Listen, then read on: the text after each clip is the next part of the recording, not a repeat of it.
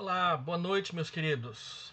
Aqui é o Reverendo Hélio de Oliveira Silva, pastor da Igreja Presbiteriana de Vila Nova, em Goiânia, Goiás. Estamos iniciando mais uma transmissão para o nosso canal, a fim de servir aos grupos familiares da igreja no estudo bíblico de quarta-feira. Eu tenho feito sempre às quartas-feiras, nesse período de pandemia, transmissões, dando sequência a uma série expositiva que eu estou fazendo na igreja aos domingos, que nós chamamos de Perdidos e Achados. Essa é a terceira vez que eu faço essa série. Nós a fizemos a primeira vez na primeira igreja de Goiânia, por volta de 2012, 2013. Depois fizemos na igreja presbiteriana do Jardim Goiás. Agora estamos quase terminando aqui na igreja presbiteriana de Vila Nova. O texto que eu separei para hoje é continuação do que nós trabalhamos na semana passada, João capítulo 21, versículos 15 a versículo 19. Você que está nos acompanhando aqui pelo canal, dê um like para que o nosso canal seja mais divulgado dentro do YouTube. E se você gostar da palavra e ela falar ao seu coração, inscreva-se no canal para que você possa sempre receber as notificações das nossas publicações. Nós estamos numa campanha para alcançar 1.000 inscritos no canal. Estamos bem longe desse número ainda, mas com a sua ajuda, com o seu like, com a sua divulgação, quem sabe nós cheguemos nisso ainda rapidamente.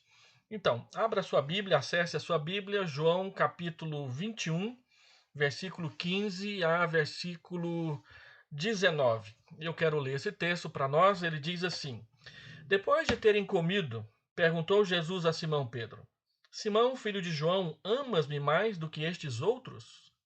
Ele respondeu: Sim, Senhor, tu sabes que te amo. Ele lhe disse: Apacenta os meus cordeiros. Tornou a perguntar-lhe pela segunda vez: Simão, filho de João, tu me amas? Ele lhe respondeu: Sim, Senhor, tu sabes que te amo. Disse-lhe Jesus: Pastoreia as minhas ovelhas. Pela terceira vez, Jesus lhe perguntou: Simão, filho de João, tu me amas? Pedro entristeceu-se por ele lhe ter dito pela terceira vez: Tu me amas? E respondeu-lhe: Senhor, tu sabes todas as coisas. Tu sabes que eu te amo. Jesus lhe disse: Apacenta as minhas ovelhas. Em verdade te digo que quando eras mais moço, tu te cingias a ti mesmo e andavas por onde querias. Quando, porém, fores velho, estenderás as mãos e outro te cingirá e te levará para onde não queres. Disse isso para significar com que gênero de morte Pedro havia de glorificar a Deus. Depois de assim falar, acrescentou-lhe: Segue-me. Até aqui. Vamos orar. Deus, eu quero bendizer o teu nome pela tua palavra. Quero pedir que ela seja instrução para todos os irmãos que neste momento estão acessando ao nosso canal para ouvir e aprender junto com a sua família a palavra do Senhor. Abençoa a sua casa, abençoa seus filhos, abençoe todos que estão na sala neste momento assentados para separar um tempo para a devoção, para a piedade, para o estudo da palavra, para ouvir a voz do Senhor nas Santas Escrituras. Dá-nos a luz do teu Santo Espírito para falar de coração para coração. E abençoa-nos, nós te pedimos em nome de Jesus. Amém. Muito bem, quando nós olhamos para este texto, esse texto ele é um dos momentos do Novo Testamento em que Jesus nos ensina como lidar com os nossos fracassos espirituais.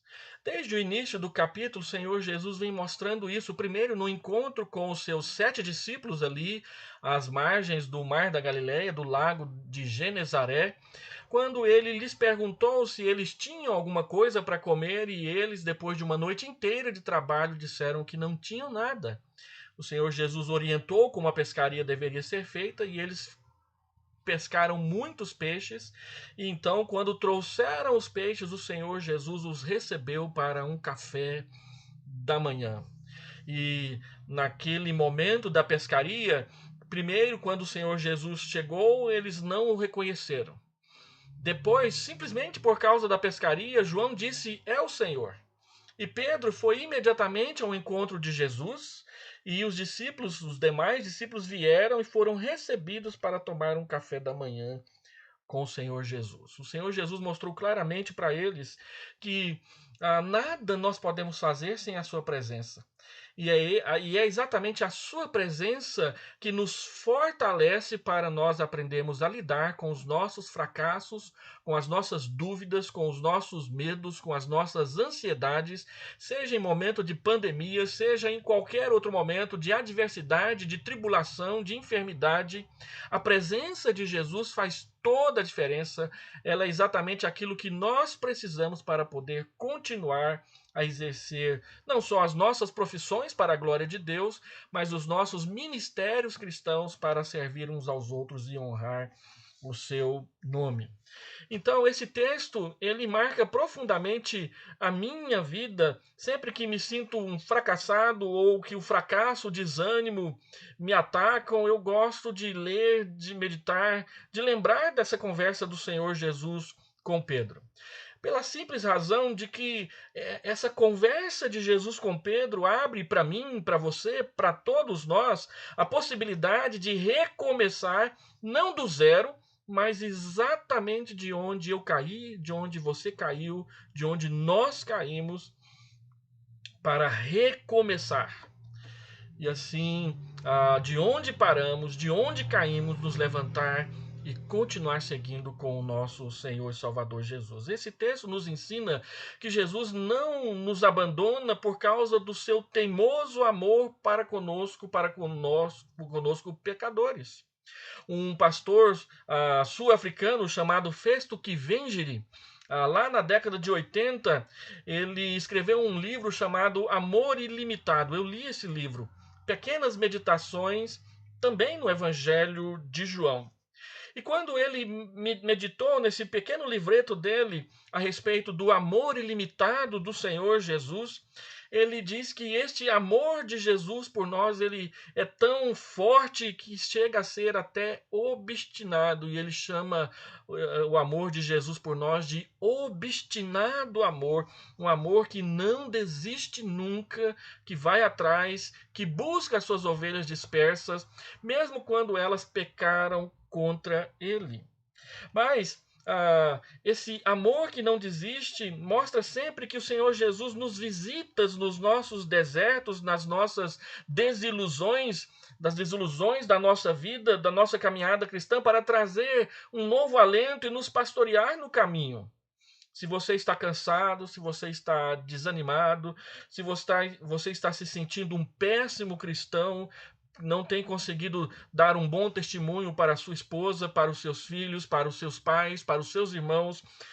As estatísticas mostram que as brigas em casa e a violência doméstica aumentaram mais de 40% nesses últimos 2 meses de isolamento social aqui no nosso país. E isso causa naqueles que são cristãos verdadeiros tristeza, desânimo, falta de expectativa de como lidar com o seu temperamento, com a sua forma de ser, com a sua forma de ver as coisas, e se deixa levar, movido pelo medo, movido pela ansiedade, movido pela tristeza, movido pela incerteza quanto ao futuro, e às vezes descarrega na esposa, no filho, no marido, no irmão, no pastor, no Bolsonaro, no Lula, em quem quer que seja que apareça diante de si e que parece ser um bode expiatório perfeito para você descarregar a sua tristeza da alma. Não, o Senhor Jesus vem pessoalmente conversar com Pedro para tratar com ele do seu problema, da sua situação, da culpa, da consciência pesada que ele carrega sobre si. O evangelista João aqui narra mais um encontro do Senhor Jesus Cristo com seus discípulos, que é a continuação daquilo que nós começamos a ver desde o versículo 1. Mas agora ele tem uma conversa especial com o Senhor Pedro. Lembra-se que o sol está nascendo, a madrugada está acabando. O Senhor Jesus veio de surpresa, se revelou aos discípulos, já fez um milagre de uma nova pescaria, e dentro desse contexto de surpresa, de uma expectativa que aconteceu, porque eles já esperavam o Senhor Jesus, e ele então chega, é que acontece essa conversa do Senhor Jesus com Pedro. Jesus oferece a eles uma ceia à beira-mar, mas o que ele queria mesmo era conversar com Pedro, e a primeira pergunta foi apenas um prelúdio do mais importante. Quando ele perguntou: vocês têm alguma coisa para comer? Ele estava preparando o ambiente para ir no ponto central, que era questionar a Pedro em função da sua traição na noite da condenação de Jesus. Como estava Pedro? Como estava Pedro? Agora nós vamos ter uma conversa franca e restauradora depois da cruz e depois da ressurreição entre o nosso Senhor e Salvador Jesus Cristo e o seu discípulo, líder dos outros discípulos, Pedro. Como estava Pedro? É muito possível que ele estivesse confuso, sentindo-se um fracasso. Eu penso ter sido este o resultado da negação daquela noite em que ele traiu Jesus, em que Judas traiu Jesus e Pedro negou Jesus 3 vezes ali no pátio da casa do sumo sacerdote Caifás. E ele também havia traído Jesus. Na verdade, todos traíram, porque a Bíblia diz claramente que todos fugiram e deixaram Jesus sozinho ali para enfrentar aquela situação. Embora Pedro estivesse feliz por causa da ressurreição, ele continuava carregando no seu coração um trauma porque ele tinha negado o seu Salvador. E até agora, o Senhor Jesus não havia dito nada. O silêncio, meus irmãos, pode muitas vezes funcionar como um grande castigo nas nossas vidas. E então eu quero gastar esse tempo aqui de estudo da palavra com você que está me assistindo ao vivo e com você que assistirá depois. Eu queria falar sobre a renovação do nosso compromisso com Deus, partindo de como o Senhor Jesus nos conduz a lidar com os nossos fracassos espirituais. E o Senhor Jesus então o Senhor Jesus renova, leva Pedro a renovar o seu compromisso com ele. E eu quero tratar disso partindo dessas 3 perguntas que o Senhor Jesus faz para Pedro e os 2 mandamentos que ele dá para Pedro, seguindo as respostas que Pedro dá à sua pergunta. Então, a primeira questão que nós precisamos meditar é: Pedro, tu me amas? A pergunta do Senhor Jesus é bem específica. Tu me amas mais do que a estes outros? Tu me ama mais do que estes outros?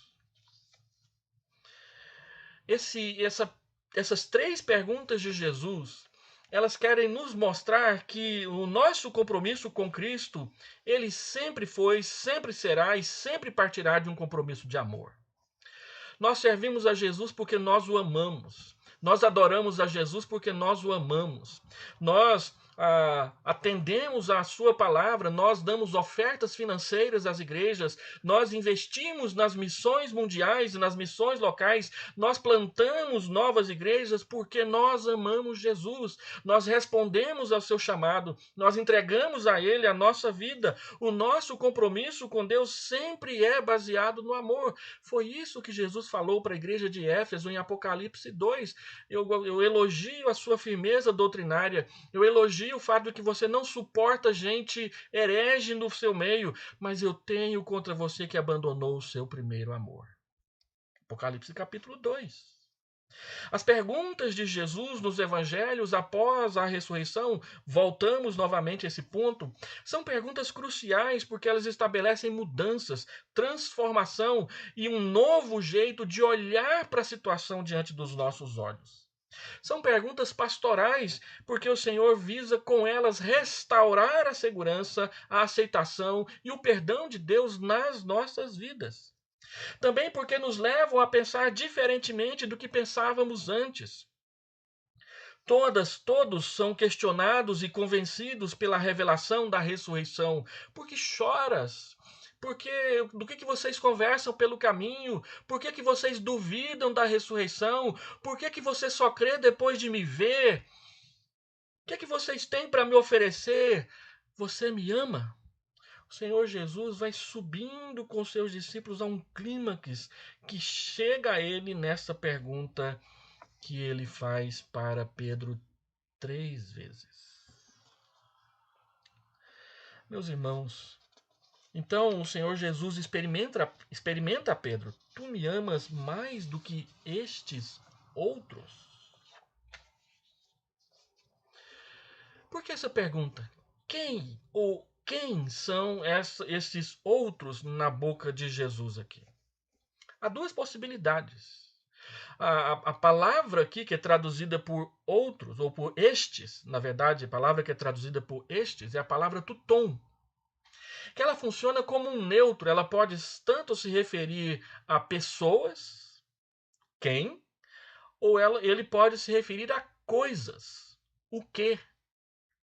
E a gravura que eu coloquei do lado, ela é representativa do que eu quero dizer, porque o Senhor Jesus pode, como o pintor dessa gravura está perguntando se Pedro ama Jesus mais do que o ofício da pescaria, porque Pedro foi pescar. Você me ama mais do que esses peixes? Você me ama mais do que a sua profissão de pescador? Você me ama mais do que a sua condição de homem que aprendeu o ofício da pescaria e ganha a vida com ela? Se Pedro fosse um youtuber, Jesus ia perguntar para ele: Você me ama mais do que YouTube? Se Pedro fosse um médico, Jesus iria perguntar para ele: Você me ama mais do que a medicina? Você me ama mais do que estes outros? Mas a outra possibilidade é que o tuton, que é um neutro, ele também pode significar pessoas. Aí, nesse caso, essa gravura não está correta. Jesus não estaria perguntando para Pedro se Pedro ama mais do que a sua profissão de pescador, do que a sua condição de pescador, mas Pedro estaria perguntando a ele se ele o ama mais do que aqueles discípulos que estão sentados lá atrás, olhando para a conversa de Pedro e Jesus, curiosos, querendo saber o que eles estão conversando. Porque na noite da traição, o Senhor Jesus disse que Pedro o negaria 3 vezes e Pedro disse com todas as letras: ainda que todos te abandonem, eu jamais. Lucas capítulo 23. Capítulo 22, na verdade. Então o Senhor Jesus estaria perguntando: você me ama mais do que os outros discípulos me amam? Você me ama mais do que estes outros? E não vale a pena a gente ficar discutindo se é a pescaria, se é os outros discípulos, porque na verdade as duas coisas cabem bem aqui, uma vez que João escolheu, e ele escolheu inspirado por Deus, não um pronome pessoal, mas ele escolheu um pronome indefinido, ou um pronome neutro, que a gente não tem no nosso português, mas o grego, o inglês tem. O Senhor Jesus quer saber: nós amamos mais do que as coisas que nós fazemos? Nós o amamos mais do que as pessoas que dizem amá-lo ou que nós amamos? Essa que é a grande questão. Pedro errou negando a Jesus. E Pedro ouvira Jesus dizer que quem o negasse diante dos homens, também ele o negaria diante do Pai. E com certeza isso está aqui na cabeça de Pedro, martelando o que o Senhor Jesus pensa de mim. O que ele vai fazer comigo? Eu neguei Jesus 3 vezes. E o Senhor Jesus avisou a Pedro que ele o negaria naquela noite, mas ele bateu no peito e disse: eu jamais. E ele negou 3 vezes, como Jesus havia dito. Pedro fora arrogante naquela noite, conforme está narrado em Marcos, capítulo 14, versículo 29, porque ele diz: ainda que todos se escandalizem, eu jamais. Em João 13, 37, ele é enfático e corajoso: por ti darei a própria vida. Mas depois de tudo isso, ele negou o Senhor Jesus 3 vezes, tentando preservar a própria vida. Ah, meus irmãos, Pedro é muito semelhante a nós. Ele é como nós prometemos e depois negamos. Nós falamos que vamos fazer e depois não fazemos. Traímos a nós mesmos com os nossos atos. Nós contamos as nossas vitórias, os nossos cânticos e depois negamos a Jesus em nossas ações. Nossos compromissos não duram nem de um dia para o outro. Muitas vezes. Naquela mesma noite, sendo colocado sob pressão, o testemunho cristão de Pedro fracassou igualzinho ao seu, ao meu, ao nosso. É claro que Pedro se arrependeu. A Bíblia diz, você já leu, se você já leu a Bíblia toda, a Bíblia diz que ele se arrependeu e ele chorou amargamente a sua situação naquela noite. Hoje eu achei uma gravura que eu achei fantástica, que é essa aqui. Pedro chorando. E olha o galo lá em cima do muro. E olha a fogueira da casa de Caifás lá atrás do muro. Muito bacana essa imagem aqui. Porque ela reflete exatamente o que aconteceu com Pedro. Por que Pedro está chorando? Por causa de um galo. Por causa de uma fogueira. Diante da qual ele disse que não conhecia Jesus. Chegando até dizer palavrão para aquelas pessoas que o interpelaram sobre a sua fé. Meus irmãos, é claro que Pedro se arrependeu. E é por isso que o Senhor Jesus pergunta 3 vezes: Tu me amas? Tu me amas? Tu me amas? O nosso compromisso com o Senhor Jesus sempre é baseado no amor. Amor é muito mais do que uma atitude ou um sentimento. Nosso amor sempre é resposta ao amor de Deus por nós. Aquele amor que nos amou primeiro, 1 João capítulo 4, que foi até a cruz e nos conquistou. O Senhor quer uma confirmação de Pedro e ele quer uma confirmação de todos nós. Tu me amas, você vai continuar me seguindo, me amando? A resposta de Pedro é rápida e clara. Porém, não é mais uma resposta apressada como foi naquela noite da traição. Tu sabes que eu te amo. Existe uma discussão exegética a respeito da palavra amar, que aparece aqui, ora agapau, ora filéu. A palavra filéu quer dizer o amor de amigo, e a palavra agapau quer dizer o amor consagrado, o amor de consagração, o amor que se deve a Deus, o amor completo. Mas essa discussão não é tão relevante, embora ela seja interessante da gente ver, porque Jesus pergunta: Pedro, você me agapau? E Pedro diz: Senhor, tu sabes que eu te filéu. Depois o Senhor Jesus pergunta: Pedro, você me agapau? E ele responde filéu de novo. Então, pela terceira vez, o Senhor Jesus pergunta: Pedro, você me filéu? E então Pedro responde: Tu sabes todas as coisas, tu sabe que eu te agapau.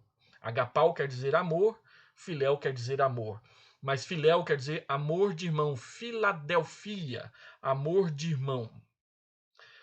E agapau é aquele amor que é aplicado ao amor de Deus que levou Jesus à cruz por nós. Porque Deus amou o mundo de tal maneira, Deus agapau, ágape.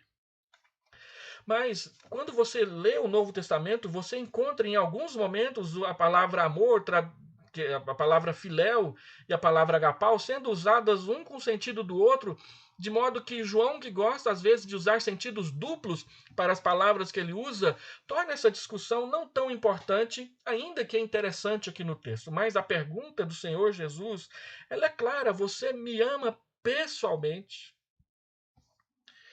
E a resposta de Pedro é clara e ela é correta. Sim, Senhor, tu sabes que eu te amo. O Senhor sabe a resposta que eu estou te dando aqui. Meu amor é fraco. Meu amor fracassa. Meu amor, ele tropeça. Mas ele é amor. E o Senhor Jesus traz Pedro para uma resposta pessoal, individual, particular, íntima, verdadeira e, o que é mais importante, meus irmãos, amadurecida neste momento da sua experiência com Deus. Ele caiu e ele confessou, e ele se arrependeu, e o seu arrependimento foi verdadeiro, porque, diferentemente de Judas, ele não buscou no suicídio a resposta para a sua culpa. Ele agora a resolve na presença de Jesus. E a sua resposta é sim, tu sabes que eu te amo.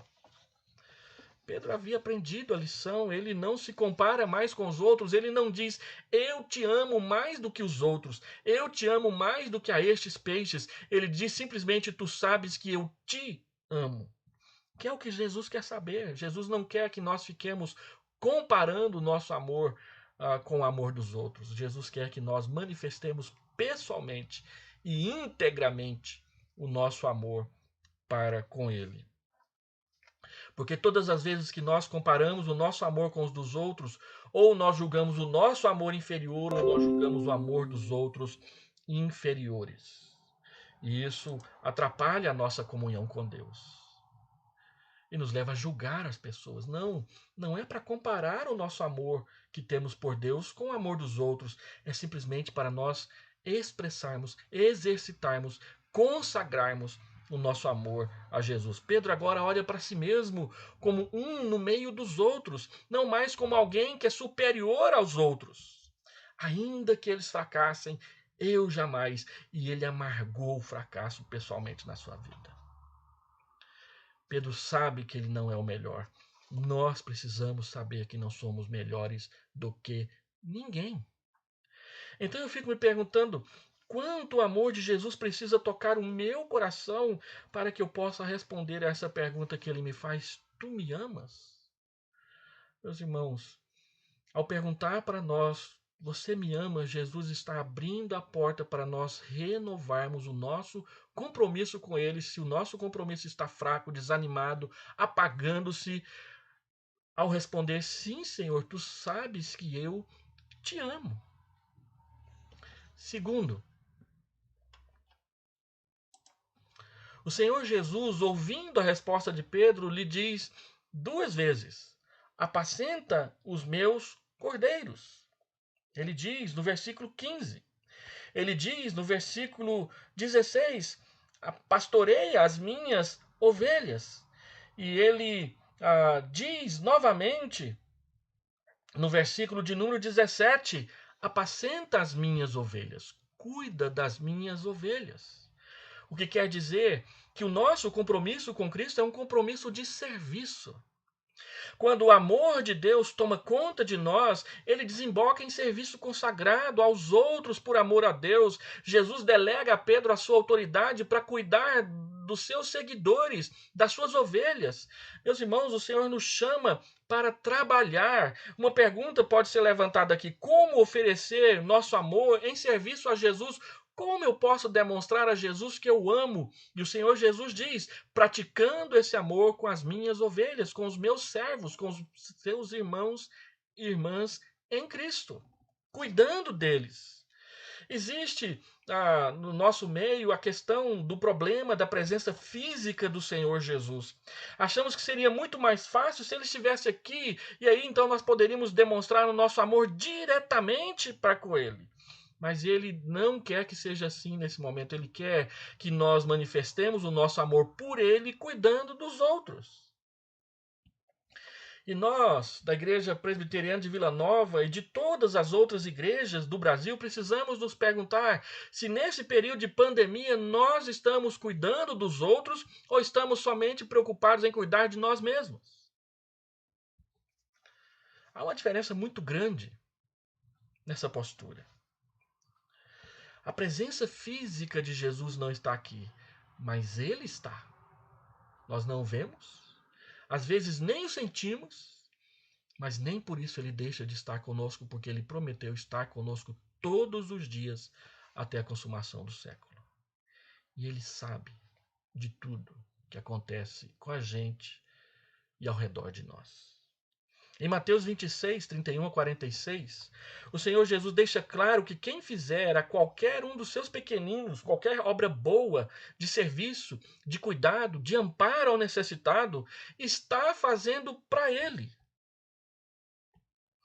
Quando partimos o pão com os irmãos, Estamos repartindo com o próprio Senhor Jesus. E aqui não é o pão da ceia, é o pão cotidiano que a gente coloca sobre a nossa mesa como alimento. E aí então, o Senhor Jesus mostra para mim e mostra para você que pastorear não é só para pastor. É para todo aquele que ama Jesus. Eu conheço muita ovelha que é muito mais pastor do que eu. Porque Deus dá dons pastorais a muitas pessoas. E não é para a gente ficar confundindo o dom pastoral com o ofício do pastor. O ofício do pastor é uma coisa institucional. Mas o dom pastoral Deus dá a muitas pessoas. Cuidar dos outros. Cuidar de ovelhas. Pastorear.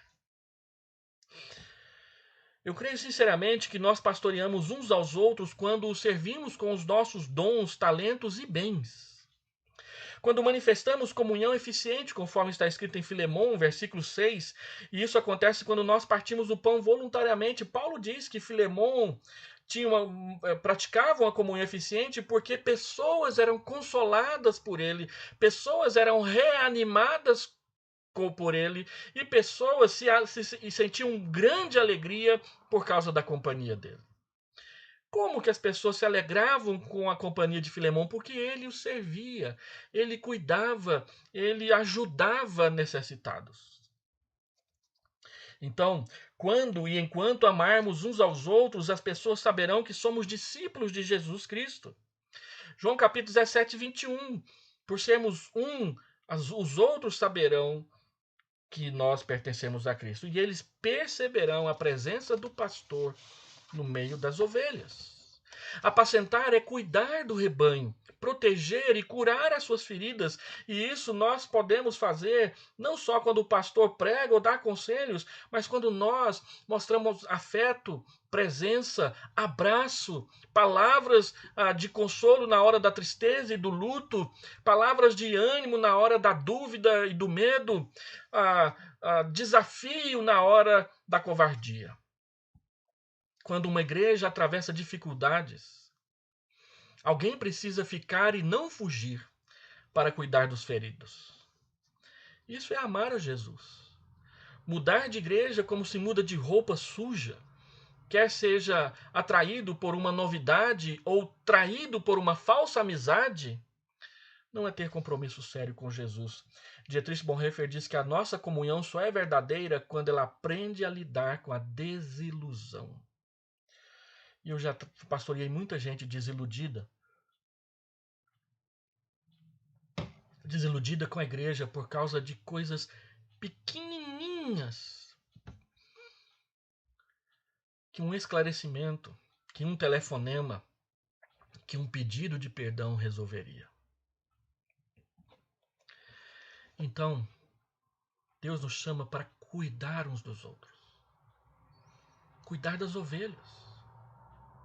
Não é só achar bonito o rebanho, como essa foto mostra, mas é estar lá, sentindo o cheiro delas, chorando com elas, buscando as rebeldes, tosqueando na época do calor, protegendo na época do frio, não permitindo que o lobo chegue perto delas. E eu tenho aprendido no decorrer dos anos que isso não é só trabalho de pastor, isso é trabalho de todo cristão. Porque o pastor, que também é pastor, também é ovelha e precisa ser cuidado. Então nós temos que cuidar uns dos outros, todos cuidando uns dos outros. E por último, em terceiro lugar, o Senhor Jesus diz para Pedro: segue-me. E esse chamado de Jesus, essa renovação do chamado de Jesus, mostra para nós que o nosso compromisso com Cristo é sempre um compromisso de discipulado, de aprendizado, do aluno aprendendo com o seu professor, com o seu mestre. É quando fracassamos diante de nós mesmos que percebemos que ainda temos muito que aprender, que ser cristão não é brincadeira, mas é algo muito mais sério e tremendamente difícil. Mas também é quando fracassamos diante de nós mesmos que percebemos o calor das mãos do nosso verdadeiro pastor. O nome dele é Jesus Cristo. E ele diz: lembre-se onde você caiu, arrependa-se do que você fez e recomece, continua, não desista. Eu acredito em você, volta à prática das primeiras obras e volte a praticar o seu primeiro amor. Ele diz: lembre-se de onde você caiu e volta. Eu me lembro quando eu era pastor lá em Uruaçu, no início do meu ministério, uma irmã me deu de presente uma flor, a hortênsia. A hortênsia é linda. Quem tem, quem conhece, sabe o quanto que aquela flor é linda. Por isso que tem um monte de gente na igreja que ama ir lá em Gramado. Gramado é uma das cidades onde eu já fui no Brasil, que todas as vezes que eu volto de lá, eu tenho vontade de ir para lá. E uma das coisas que me atrai naquela cidade é aquela quantidade imensa de hortênsias plantada pela cidade inteira, em tudo quanto é casa. E é lindo. Até você ter uma no seu jardim. Porque do tanto que é lindo, é difícil de cuidar. E lá em Uruaçu, que é um clima completamente oposto ao clima de Gramado, ter uma hortênsia é um mistério, é um mestrado, é, uma, é um aprendizado fantástico. Então, eu estou lá cuidando da hortênsia que a irmã me deu de presente. Quando eu fui convidado para pregar fora, e levei comigo minha esposa, as meninas eram pequenas, e nós voltamos, na verdade, tiramos férias. E aí, quando voltamos, alguns dias depois, a Hortência era morta, quase morrendo. E eu tratei dela. Fiz tudo o que eu sabia e podia para ela brotar, e ela demorou 6 meses para brotar outra vez. E ela brotou. E para minha tristeza, morreu de novo logo depois. Meus irmãos, eu estou falando isso para dizer para vocês que é possível brotar outra vez. E que o jardineiro que cuida de nós não é o pastor Hélio que não sabe cuidar de hortênsia. O jardineiro que cuida de nós é Jesus. Ele é o jardineiro. Ele sabe das coisas. Ele é o bom pastor. O bom pastor dá vida pelas ovelhas. O bom pastor sabe levar as suas ovelhas para pastos verdejantes, águas tranquilas, e monta um banquete na sua presença. Ah, meus queridos, ser discípulo é estar disposto a sofrer por Jesus, sofrer com Jesus e aprender com Ele e vê-lo agir na vida dos outros para, vendo ele agir, ser um instrumento dele na próxima vez, na vida de outro, e de outro, e de outra, e de outra mais adiante. Porque quem cuida dos outros sabe que as coisas só funcionam bem quando Jesus põe a mão. Quantos aconselhamentos eu fiz que não deram em nada? Quantos aconselhamentos que eu fiz que eu achei que não ia dar em nada, mas Jesus abençoou e foi uma bênção na vida daquela família, daquela pessoa, daquele irmão, daquela irmã, daquele menino, daquele moço, daquele senhor idoso. Meus irmãos, o Senhor Jesus quer que nós continuemos. E se você quiser chorar, as lágrimas são por sua conta e é permitido fazê-lo. Porque o Senhor Jesus está preparando o grande finale para a sua igreja e para os seus discípulos. Em João, capítulo 11, versículo 7 e versículo 8, Jesus chama os seus discípulos a voltarem com ele para a Judéia. Isso aconteceu no máximo há 2 meses antes dessa conversa que ele está tendo com Pedro. E muitos disseram voltar para a Judéia outra vez e morrer lá. Então, Tomé diz, vamos com ele. Porque se ele for morrer, nós morreremos com ele. E se ele viver, nós viveremos com ele. E eles foram, e o Senhor Jesus morreu na cruz. Mas se eles não tivessem ido, eles não teriam presenciado a ressurreição. E eles foram. E apesar de todos os fracassos, apesar de todos os tombos, apesar de todas as trapalhadas, o Senhor Jesus os trouxe de volta. E eles foram instrumentos úteis, transformados, restaurados, renovados nas mãos do verdadeiro jardineiro, do verdadeiro pastor, do verdadeiro Senhor da sua igreja. Uma especulação interessante que poderíamos fazer é: e se eles não fossem? Se eles desistissem de seguir o Senhor Jesus? Eu assisti um sermão do Dr. Russell Shedd que ele levantou essa questão aqui no seminário de Goiânia há muitos anos atrás, quando eu era seminarista. E ele disse: e se os discípulos não fossem lá com ele, então eles não teriam visto Lázaro sair do túmulo. Então eles não teriam visto Jesus morrer na cruz. Então eles não teriam visto o túmulo vazio na manhã da ressurreição. Então eles não teriam visto essa nova pesca maravilhosa. Eles não teriam visto a ascensão do Senhor Jesus aos céus e ouvido a promessa: ide por todo o mundo, pregai a todas as pessoas, e eu estou com vocês todos os dias até a consumação dos séculos. Mas eles foram. E agora, conversando com Pedro, Jesus diz uma palavra que, se você já leu a Bíblia toda, especialmente os 4 evangelhos, não vai deixar de fazer essa relação. Jesus diz para Pedro: segue-me.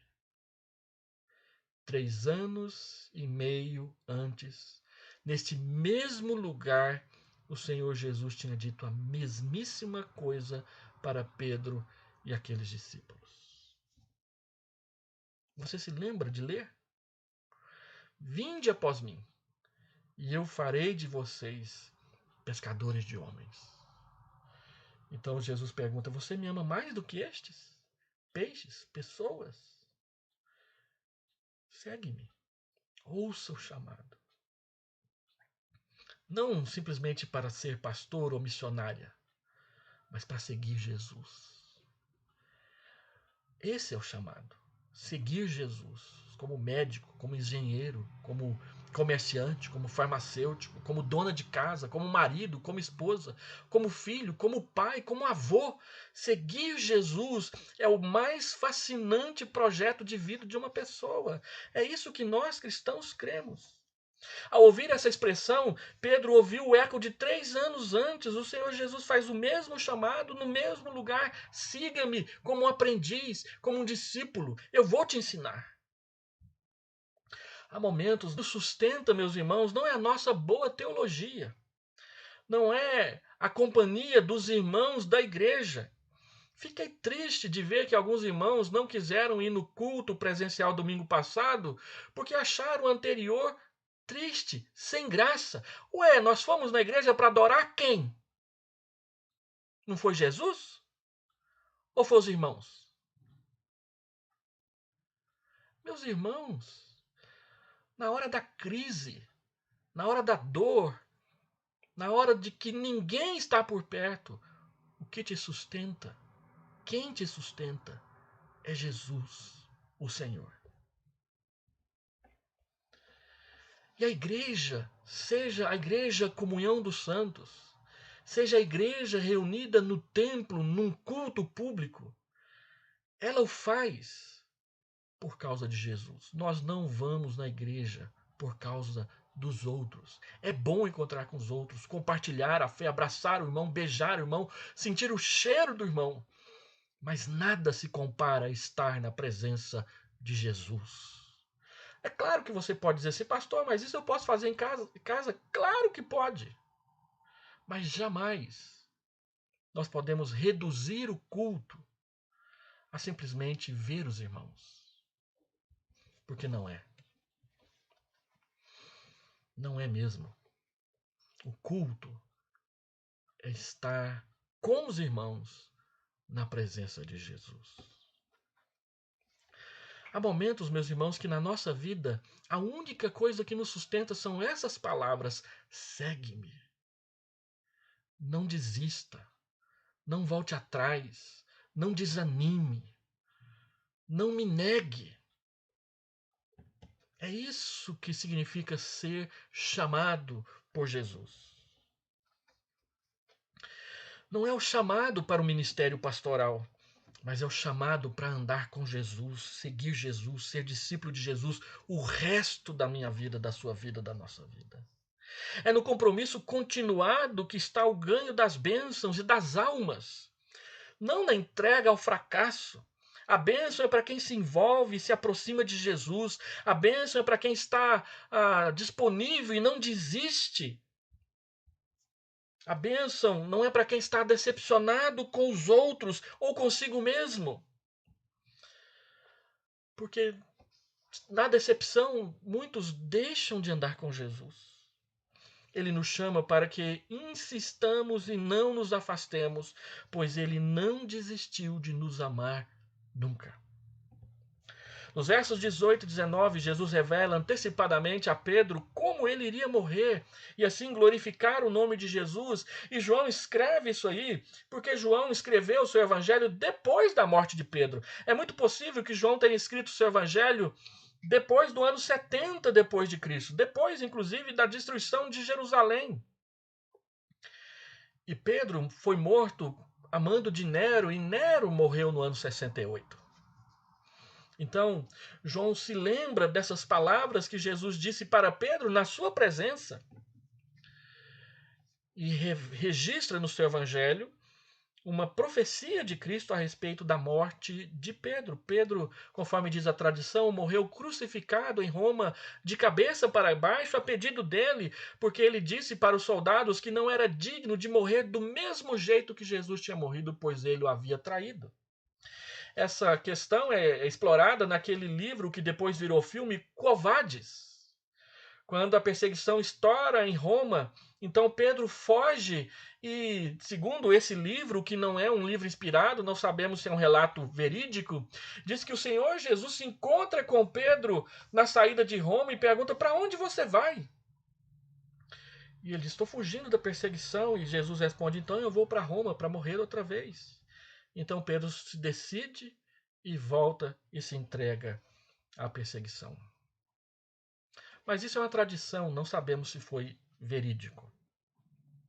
Então, o Senhor nos chama para segui-lo. O Dr. Russell Shedd, nesse mesmo sermão que eu mencionei, ele diz que nós, a igreja, precisamos nos acostumar com a ideia da morte, especialmente da morte por Cristo.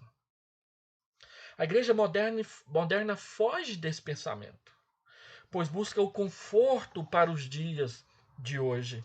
Ela só pensa no presente e vai paulatinamente se esquecendo de uma promessa do futuro e das profecias bíblicas com respeito ao sofrimento da igreja no futuro.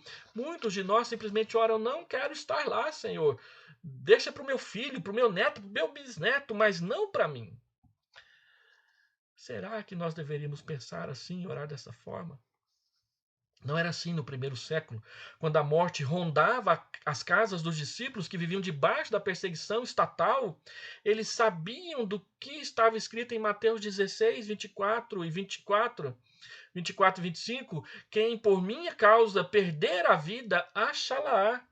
Eles se lembravam de Marcos capítulo 8, 34 e 35. Quem perder a sua vida por minha causa e do evangelho, achá-la-á. Por isso, o Senhor Jesus diz: renove o seu compromisso com Ele, de amor, de serviço e de aprendizado, de discipulado. Deixa eu concluir. Por isso, nós precisamos reavaliar os nossos propósitos e motivações. Quantos propósitos nós tomamos e deixamos para trás? Quantas coisas nós dissemos para Deus que íamos fazer e depois esquecemos? Jesus mostrou para Pedro que não precisamos murchar e morrer porque pecamos, mas a sua vontade é restaurar-nos. Depois desse encontro com Jesus, naquela madrugadinha e naquela mesma praia, Jesus transformou Pedro. O Pedro que voltou para casa naquela manhã foi o Pedro que pregou o sermão de Pentecostes, Atos capítulo 2. Poucos dias depois desse encontro de Jesus com ele. Foi o Pedro que batizou mais de 3.000 pessoas junto com os outros apóstolos, num só dia. Foi o Pedro que falou aos sacerdotes que preferia servir a Cristo a obedecer à sua determinação de silêncio, Atos 4. Foi o Pedro que levou o evangelho a Cesareia e pregou o evangelho na casa de Cornélio, um gentio, Atos 8. Foi o Pedro que morreu pelo evangelho em Roma, sendo crucificado de cabeça para baixo, pois não se achava digno de morrer do mesmo jeito que Jesus tinha morrido. Se nós ficarmos como estamos, o que acontecerá? Reavalie o seu compromisso com Cristo. Seu amor, seu serviço, suas motivações em continuar seguindo Jesus como estão nessa pandemia do Covid-19. Faça com que Cristo seja o centro de sua atenção e da sua dedicação. Se você o ama, ele vai colocar sede no seu coração de servi-lo, de fazer coisas para a glória do seu nome. Ele vai matar a fome da sua alma, ele vai matar a sede do seu coração e ele vai fazer o seu testemunho florescer, principalmente e a partir da sua própria casa. Assim como Pedro floresceu e se tornou o grande líder da Igreja de Cristo. Por isso, meus irmãos, vamos nos consagrar para ouvi-lo chamar, para encontrá-lo e nunca mais voltar atrás. Para que ele apague os fracassos, as marcas na areia e restaure a nossa fé, enxugue as nossas lágrimas, nos dê forças para prosseguir. Ele fará sua luz brilhar no meio da escuridão para sempre. É promessa que não falhará. E eu lhe faço um apelo de compromisso com o Senhor Jesus. Consagre-se a Ele hoje, agora, aí na sua casa. Se você ainda não entregou a sua vida à direção de Jesus, o que te impede de fazer isso agora, nesse momento, numa oração, entregando a sua vida para Jesus? E eu me lembro de uma canção que diz assim: cada estrada em que eu andei, eu pensei daria certo. Cada terra em que habitei terminou num deserto. Quando Deus achou-me em trevas, disse: haja luz. Quando Deus achou-me em guerras, disse: haja paz. Quando Deus achou-me em negras nuvens de tribulação, fez nascer um arco-íris no céu do meu coração. Toda vez que eu tive sede, Ele deu-me de beber. Água viva deu-me de beber. Água viva deu-me de beber.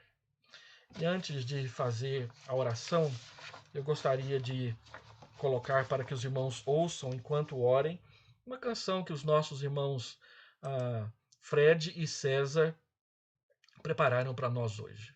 Vamos cantar junto com eles.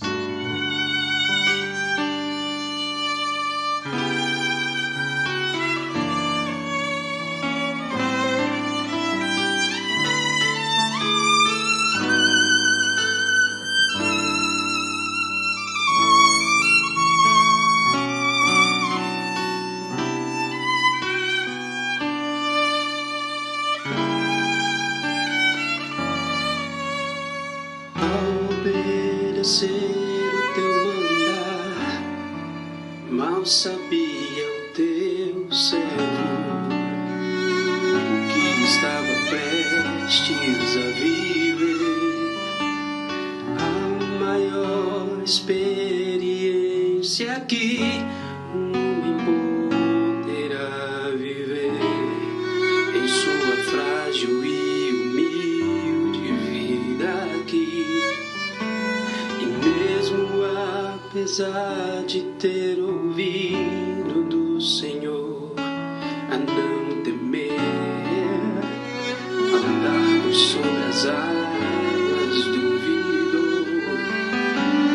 Pedro, então, tomado pelo medo, começou a perecer, sem saber o que fazer. Clamou: salva-me, Jesus, salva-me, Jesus,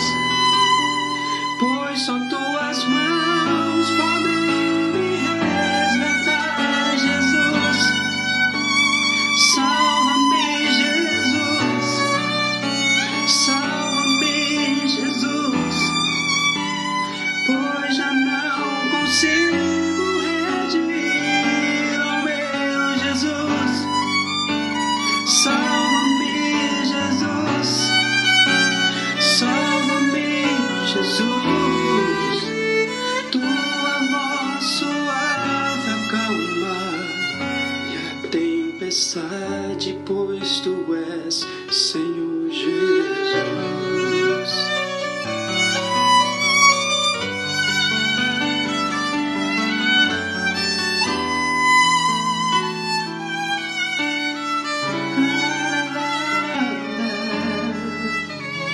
Hoje me encontrar em situação tão semelhante, eu venho a ti, humildemente apresentar-te o meu clamor. Peço que, como fizeste lá em alto mar, com o teu servo a se afogar, me tome agora pelas mãos, ó meu Jesus. Salva-me, Jesus. Salva-me, Jesus. Pois só tuas mãos podem me resgatar, Jesus. Salva-me, Jesus. Salva-me, Jesus. Pois só não consigo regir, ó meu Jesus. Salva-me, Jesus. Salva-me, Jesus. Tua voz suave acalma e a tempestade, pois tu és Senhor Jesus.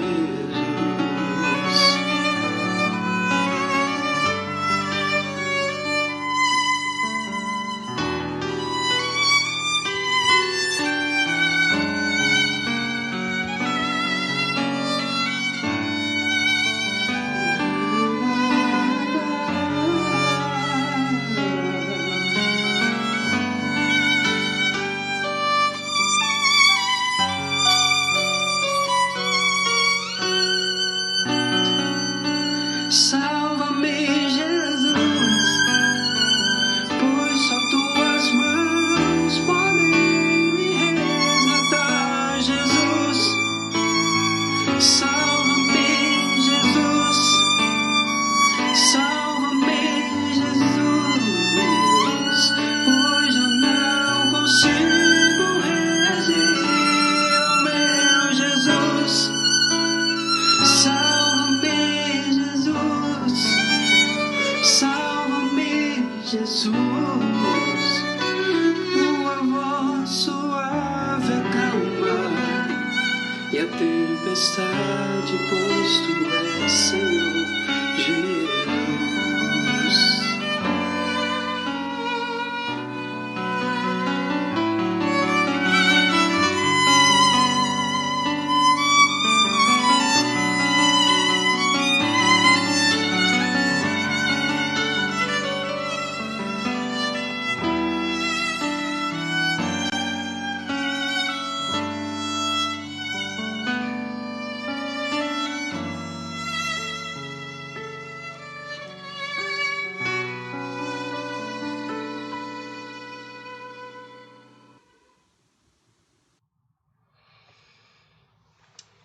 Amém. Quero agradecer ao Fred, ao César, por mais uma vez prepararem uma canção para nós.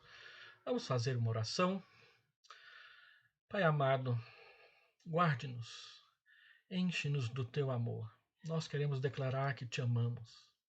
Nós queremos dizer que queremos te servir. E nós queremos te dizer que queremos aprender e que toda a situação que estamos vivendo agora, presentemente, que desafia a nossa fé, também nos ensinará muito para a nossa caminhada cristã. Atende, Senhor Deus, acode ao necessitado, aquele que está necessitado do teu perdão, para que o Senhor restaure a sua alma e fortaleça a sua fé. Guarde-nos em segurança, é a nossa oração em nome do Senhor Jesus. Deus te abençoe, Deus alimente a sua alma e fortaleça a sua fé. Nós estamos terminando